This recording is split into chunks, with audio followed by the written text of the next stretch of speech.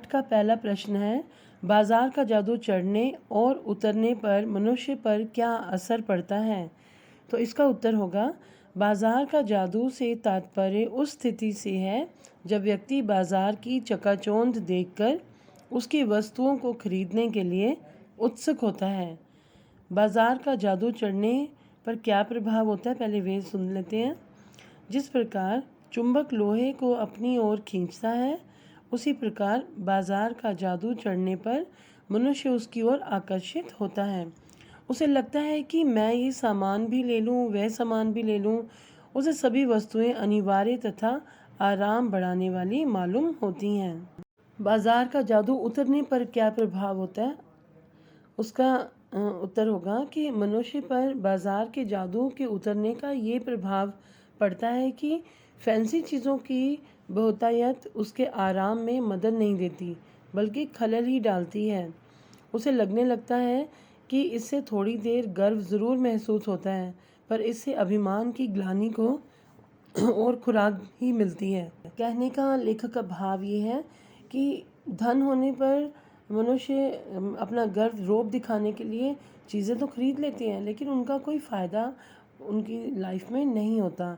तो एक सिर्फ अभिमान के लिए ये चीज़ें उनके पास होती हैं। सेकंड क्वेश्चन है, बाजार में भगत जी के व्यक्तित्व का कौन सा सशक्त पहलू उभर कर आता है? क्या आपकी नज़र में उनका आचरण समाज में शांति स्थापित करने में मददगार हो सकता है? इसका उत्तर होगा, भगत जी पर बाजार की चकाचौंध अपना प्रभाव नहीं डाल सकी। वह खुली आंख, तुष्ट मन मतलब संतुष्ट मन और मग्न भाव से चौक बाजार में से चले जाती हैं। वे एक छोटी सी पंसारी की दुकान पर जाते हैं क्योंकि उनको केवल जीरा और नमक खरीदना है। मतलब अपनी जो बड़ी ज़्यादा ज़रूरत की चीज़ें सिर्फ वही खरीदनी होती हैं उनको। वे अपनी आवश्यकताओं को भली भांति जानते हैं। उनके व्यक्तित्व का ये सशक्त पहलू पाठ में उजागर हुआ है। निश्चित रूप से ही उनका आचरण बाजार में शांति स्थापित करने में मददगार हो सकता है।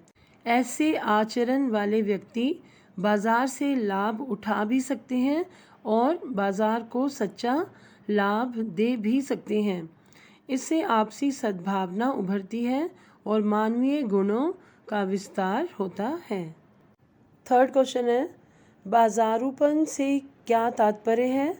किस प्रकार के व्यक्ति बाजार को सार्थकता प्रदान करते हैं, अथवा बाजार की सार्थकता किसमें है? तो इसका उत्तर है, कपट को बढ़ावा देना ही बाजारूपन का अर्थ है। इसके बढ़ने से परस्पर मतलब कि आपस में सद्भावना में कमी आ जाती है। इससे मनुष्य आपस में भाई भाई, मित्र, पड़ोसी नहीं रह जाते। वे आपस में केवल ग्राहक और विक्रेता की तरह ही व्यवहार करते हैं। इसमें एक की हानि में दूसरे को अपना लाभ दिखाई देता है। बाजारूपन में शोषण अधिक और आवश्यकताओं का आदान प्रदान कम होता है। मतलब ये कि लोगों के अंदर एक दूसरे के लिए फीलिंग्स नहीं रह जाती है, रिस्पेक्ट नहीं रह जाती है। बस एक बिज़नेस को लेके, अपने व्यापार को लेके एक होड़ होती है, बेचना है और ख़रीदना है। खरीदने वाले को पैसा होने पर अपना अहंकार होता है और बेचने वाले को अपनी चीज़ें बेचने के लिए एक अलग तरह का अहंकार। इसी प्रश्न का दूसरा भाग है, बाज़ार की सार्थकता किसमें है? तो बाज़ार की सार्थकता के बारे में लेखक ने कुछ इस प्रकार बताया है कि वही व्यक्ति बाज़ार को सार्थकता प्रदान करते हैं जो अपनी आवश्यकताओं को ठीक ठीक समझकर बाज़ार का उपयोग करते हैं। मतलब फालतू का सामान नहीं खरीदते पैसा होने पर भी। एक तो वो लोग होते हैं जिनके पास पैसा नहीं है, और जिनके पास है और ये जानते हुए कि इन चीज़ों की ज़रूरत नहीं है, इनके बिना भी काम चल सकता है, वही लोग बाज़ार को सार्थकता प्रदान करते हैं। यदि हम बाज़ार की चमक दमक में फंस कर रह गए तो वे असंतोष, तृष्णा व जलन से घायल कर बेकार बना डालती है। अतः बाज़ार की सार्थकता भगत जी जैसे लोगों से ही है जिन्हें अपनी आवश्यकताओं का पूर्ण ज्ञान होता है। प्रश्न 4 है, बाज़ार किसी का लिंग जाति धर्म या क्षेत्र नहीं देखता, वह देखता है सिर्फ उसकी क्रय शक्ति को, मतलब खरीदने की शक्ति को, कि उसमें कितनी हिम्मत है, कितनी गुंजाइश है खरीदने की।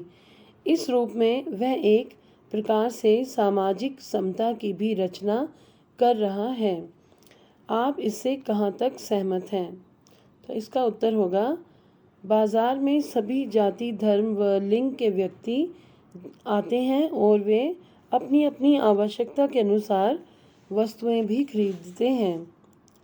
व्यक्ति की महत्ता उसकी क्रय शक्ति पर निर्भर करती है, ना कि जाति धर्म व लिंग पर। अगर जाति धर्म और लिंग देखना शुरू कर देंगे दुकानदार व्यापारी, तो फिर तो अपनी चीज़ें बेच ही नहीं पाएंगे।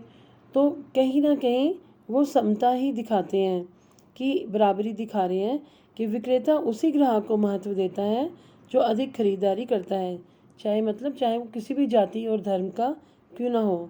समाज में जातिवाद कितना भी फैला हो, लेकिन व्यापार के मामले में, क्रय विक्रय के मामले में ये चीज़ें नहीं चलती हैं।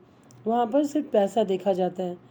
इस दृष्टि से जाति धर्म का भेद मिटाकर बाज़ार सामाजिक समरसता की रचना करता है। इसलिए कहा जा सकता है कि बाज़ार समाज में सामाजिक समता की भी रचना करता है। क्वेश्चन नंबर 5 है, आप अपने तथा समाज से कुछ ऐसे प्रसंग का उल्लेख करें जब पैसा शक्ति के परिचय के रूप में प्रतीत हुआ। दूसरा, जब पैसे की शक्ति काम नहीं आई। इसके पहले भाग का उत्तर होगा, जब मीरा ने, या फिर अब मीरा की जगह मैंने, या फिर मेरी बहन ने, या कुछ भी आप लगा सकते हो, अमेरिका में अपने लिए घर बना लिया और वे भारत आई, तो लोग ये सुनकर आश्चर्य करने लगे कि इसके पास अमेरिका में घर है। अब मीरा सामाजिक दृष्टि से संपन्न लोगों में गिनी जाती है। दूसरा पार्ट ख भाग, जब भूतपूर्व प्रधानमंत्री इंदिरा गांधी को आतंकवादियों ने गोली मार दी, तब अपार धन दौलत होते हुए भी उन्हें पुनः जीवित नहीं किया जा सका। तो इन दो प्रसंगों के माध्यम से हम समझ सकते हैं कि किस तरह से पैसा शक्ति के परिचायक के रूप में प्रतीत होता है कभी कभी, और कभी अपार धन दौलत होने पर भी उसकी धन की जो है, दौलत की कोई भी शक्ति काम नहीं आती।